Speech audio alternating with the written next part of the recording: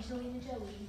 The truth is, I love being alive, and I love feeling free. So if I cannot have those feelings, then I feel like a caged animal. And I'd rather not be in a cage. I'd rather be dead. I want you all to have a second to take that in. If a well-known actor like Angelina Jolie would rather be dead than stuck in a cage, what do you think the animals in the cage are feeling?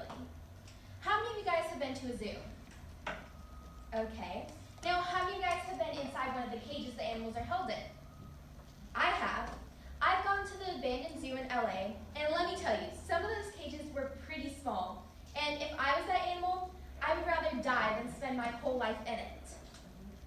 Today, I'd like to share with you why we need to only support zoos that are for educational and rehabilitation purposes. Life for you is not behind bars, so why should it be for the animals?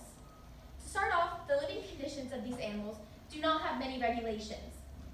As stated by PETA, the Wildlife Association addressed basic husbandry issues. Animals must be fed, watered, provided with shelter, yet cages can have cement floors and no requirements for grass, greenery, or other natural vegetation. Cage space regulations generally are interpreted to require only the animals be provided with enough room to stand up, lie down, turn around, and move around a bit.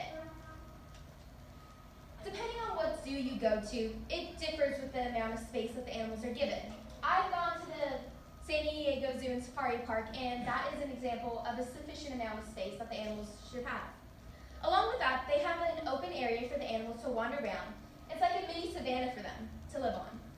On the other hand, I mentioned the abandoned zoo in LA, and I went there, and let me tell you, they had the bare minimum when it came to the requirements.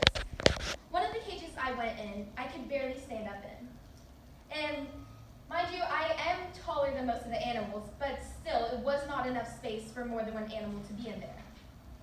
Along with that, the living in cramped areas is dangerous for the animals because they cannot escape, and they are forced to stay there and eventually face their inevitable death. An example of this is when a bear starved to death at the Toledo Zoo after zoo officials locked her up for hibernation without food or water, not knowing that her species doesn't hibernate. And that was stated by PETA. In the wild, this bear would have been perfectly fine and healthy and not starved to death because it would have been able to get the food and water it needed to survive. But since it was locked up, it faced its inevitable death because it could not get to any food or water to help it survive. Along with that, the zoo should also understand what kind of species it's taking care of because anything can go wrong. Now that you understand the living conditions that these animals have to live in, let's move on to what happens where the public can't see.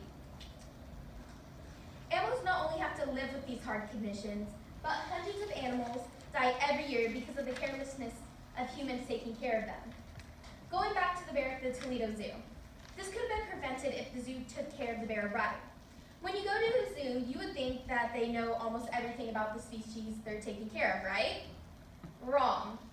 This bear would have not died if the keepers took their time to research this specific type. Along with that, the keepers could have checked on the bear to see if it was actually hibernating. And if they did, they could have seen she wasn't, and they would have been able to prevent this death. Now, this is one story that I focused on, but there is more than just this one bear. At the South Lake Zoo Safari Park in Cambria, they measured out their losses, and it was shown that nearly 500 of its captive animals had died within 4 years. I don't know about you guys, but when I saw that statistic, I went straight to the calculator. Come to find out, if nearly 500 of its animals died within 4 years, that is about 2 to 3 animals per week, and around 125 animals per year. I understand there's a few animals dying here or there because of old age or getting ill, because that's the cycle of life. But when it comes to that many animals dying, it's just far too many to even imagine. Finally, I have showed you what happens to animals in zoos that are for non-educational purposes. I want you to understand why they do this and what they make the animals do. All of us have probably been to SeaWorld at least once in our lives, and if you haven't, you've probably heard of it. If you haven't though, it's basically an aquatic zoo that shows off the animals and teaches them a variety of tricks to show to the world, which allows them to make money off of them. While you might be thinking they aren't doing anything wrong, I want you to think about what type of animals these are. They're not domestic animals. They're either predators or prey, which means they can have their moments just like the rest of us. In 2010, most of us can probably remember the tragic incident that happened at the SeaWorld in Orlando, Florida, that ended up with one of their trainers losing their life. This happened because one of their Shamu, also known as orcas, named Tilly, said by CNN, jumped up and grabbed the trainer by the waist, shaking her so violently that her shoes came off. This is just one incident that could have been prevented if these animals were not used as performers in their shows, because not only does it affect the animals that are being held captive, but it also puts the keepers' lives at risk while taking care of them. In conclusion, I shared with you the traumatic things that happen to animals that are kept in show zoos. You might be wondering what change you can make to help support animals that are in rescue, rehabilitation, and release zoos. Well, the answer is simple. Only go to zoos that are known to be animal sanctuaries. An example of these is the San Diego Zoo and Safari Park, the Padlock Zoo, the Bronx Zoo. So anyone who promises to go to one of these types of zoos, raise your hand, even if it isn't one that is listed. Awesome.